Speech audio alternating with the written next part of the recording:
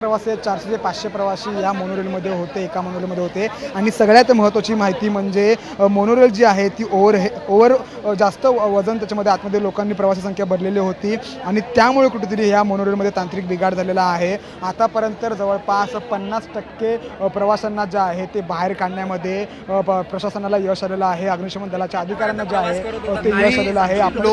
Lower Parel पासून मी प्रवास करत होतो. लोअर परेलला मी चढलो, ती ऑलरेडी ट्रेन लेट होती, 1 तास पावणा तास लेट होती ट्रेन. कशी म्हणजे ट्रेन भेटली ती इथे येऊन मध्ये आधी 2-3 वेळा अडकलेली ती, पण ती हळूहळू आली पुढे. पण इथे तर एकदमच प्रॉपरच अडकली, कारण ती प्रॉपर वाकडी झाली ट्रेन. आता ती सुटका झाली आहे, तू खाली आला, कसं काय केलं? आता जरा रिलॅक्स वाटतंय. आतमध्ये एकंदरीत जेव्हा अटकलं तुम्हाला कळालं, काय वातावरण होतं सर्वांचं, काय भावना होती? संतापलेले लोक भरपूर, पण गणपती बाप्पा मोरया बोलत बोलत निघाले. असं देखील माहिती पडते की अनेक जण काचा तोडल्या 2-3 काचा. आता आमच्याकडनंच एकाने माझ्या साईडला एकाने काच तोडली, प्लस दरवाजा पण मीच उघडला तो बुक्का मारून. पण लहान मुलं होती का? किती प्रमाणात महिला होत्या? किती लहान वयस्कर व्यक्ती किती होते? वयस्कर खूप होते. वयस्कर खूप होते. आपका नाम बताइएगा? सनीश कुडेकर. सनीश जी, क्या कहेंगे, आप अंदर फंसे हुए थे, कितने घंटे से आप फंसे थे और अंदर का माहौल क्या था? 3 घंटा लगभग फंसा था हम. तो फिर अभी निकल गए. तो थोड़ा अच्छा लग रहा है. पण काय क्या कहेंगे आप, अंदर काय कितने सगळा लोग थे? प्रवास कितने होता? लोग थे अंदर? तकरीबन 300-400 लोग थे अभी तकरीबन. अंदर है?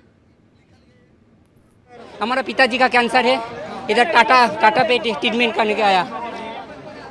कितना घंटा हुई थी मोनोरेल रुकी हुई थी? ये 2-3 घंटा। क्या हुआ, कुछ पता चला? इलेक्ट्रिक शॉर्ट सर्किट या फिर क्या ऐसा कुछ? इलेक्ट्रिक ट्रेन भी इधर हिल जाएगा, हाँ कि एसी भी नहीं चल रहा, पूरा दम पर।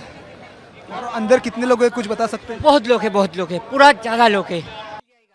आणि त्यानंतर जे आहे ती मोनोरेल जे आहे गेल्या 2 तासापासून बंद होती, अशी जी माहिती जी आहे ती प्रवाशांनी दिलेली आहे. अनेक प्रवासी जे आहेत ते आता बाहेर काढण्यामध्ये यश आलेलं आहे. मात्र पोलीस प्रशासन असतील किंवा मग अग्निशमन अधिकारी असतील ते प्रवाशांसोबत बातचीत करण्यासाठी मज्जाव करत आहेत. आपण इतर प्रवाशांशी बोलण्याचा प्रयत्न करूया की नेमकं काय झालं होतं, काय नेमकं कशा पद्धतीने या मोनोरेल थांबली. आपण त्यांच्यासोबत बातचीत करण्याचा प्रयत्न करणार आहोत की नेमके काय झालेलं आहे. आता isakal.com आहे देशातील नंबर 1 ची मराठी न्यूज वेबसाईट. प्रत्येक अपडेटसाठी isakal.com ला नक्की भेट द्या.